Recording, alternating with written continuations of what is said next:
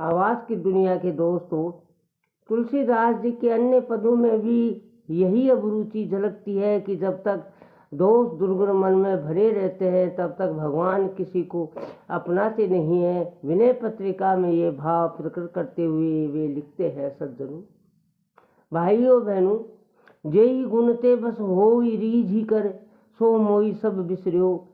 अस्तु भविष्य के लिए अपने मन को सावधान करते हुए वे कहते हैं, जो मन भजो चहे हर सुर तरु, तो तज विषय विकार सार भज अजहु। जो मैं कहो सो करूँ, सम संतोष विचार विमल यति सत्संगति, ये चारी दृढ़ कर धरु। काम क्रोध और लोभ मोह मद राग द्वेष निशेष करे परिहरु। श्रवण कथा मुख नाम हृदय हरे, सिर प्रणाम सेवा कर अनसरु। नैनन निरख कृपा समुद्र हरि, अग जग रूप भूप सीतावरु। इन्हें भक्ति वैराग्य ज्ञान ये हरितोषण, ये शुभ व्रत आचरु। तुलसीदास शिव मत मार्ग यदि चलत सदा, सपने हूँ नाही निररु। जो दोष दुर्गुणों से भरे हुए हैं और पूजा पाठ के आधार पर ही राम भक्त होने का दावा करते हैं, उन पर व्यंग करते हुए तुलसीदास जी ने कथा के प्रारंभ में ही कहा है, वंचक भक्त कहाय राम के, किंकर कंचन को है काम के। यही भाव विनय पत्रिका के निम्न पद में व्यक्त किया गया है। गोपद बूढ़ वे जोग कर्म करो, बात न जल्दी थावो। अति लालची काम किंकर, मन मुख रावरो कहावो। हरे हरे।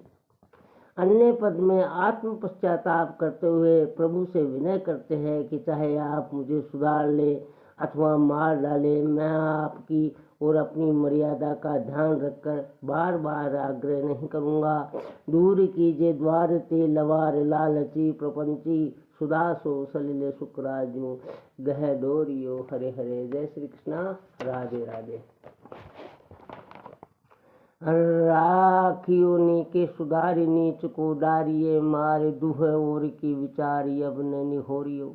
सच्चे भक्त अपनी तथा प्रभु की इस मर्यादा और गौरव को समझते हैं। अपने अंतर की मलिनता से उन्हें लज्जा आती है। तुलसीदास जी विनय पत्रिका में यही भाव व्यक्त करते हैं, सज्जनों हे प्रभु, मुझे आपका दास भक्त कहलाने में लाज क्यों नहीं आती। मैं आपको अपने हृदय में सरोवर में बसाना चाहता हूँ। आप हंस के समान निर्मल हैं।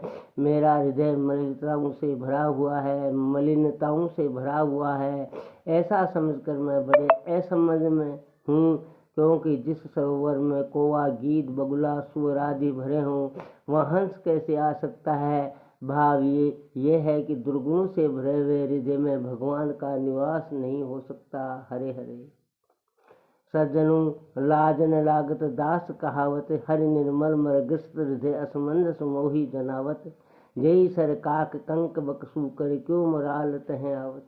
मित्रों, हरे हरे। माया जाल से बंधन मुक्ति। माया का अर्थ है अज्ञान उलझन। जहाँ ये संसार सत्य ओतप्रोत है, वहाँ उसमें सत्य का भी अस्तित्व है। काया की तरह छाया की भी एक भ्रांति या मौजूद है। बाल बुद्धि के लोग जल में चंद्रमा की परछाई देखकर उस खिलौनों को लेने के लिए ही मचलते हैं, और मृग तृष्णा में भटकने वाले हिरण की तरह थकान भरी निराशा लेकर खाली हाथ वापस लौटते हैं। यही है माया का जादूगरी भरा इंद्रजाल।